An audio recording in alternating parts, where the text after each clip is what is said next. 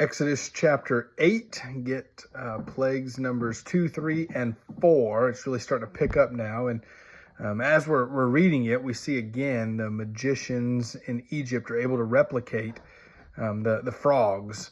And so there seems to be this battle going back and forth between God's prophet Moses and the false gods' prophets in Egypt. But then that third plague with the gnats, and Moses hits the dust and it flies in the air. I really loved to hear what the magicians said in verse 19. The magician said to Pharaoh, "This is the finger of God."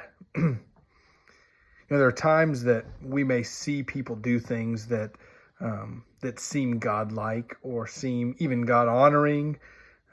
But there are times that God moves and does things that we just step back and say, only God could have done that. And the response to that can go either way.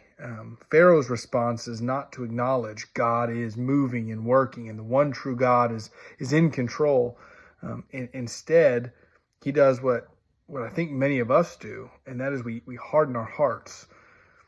I can't help but think of the New Testament when people are begging Jesus for a miracle. Show us a miracle, after he had already done how many different miracles. And yet Jesus says, you're not going to get any miracle. You're not going to get another sign except the sign of Jonah. And he goes on to explain what that is. But basically he says, you won't believe me if I give you a miracle. What's the point?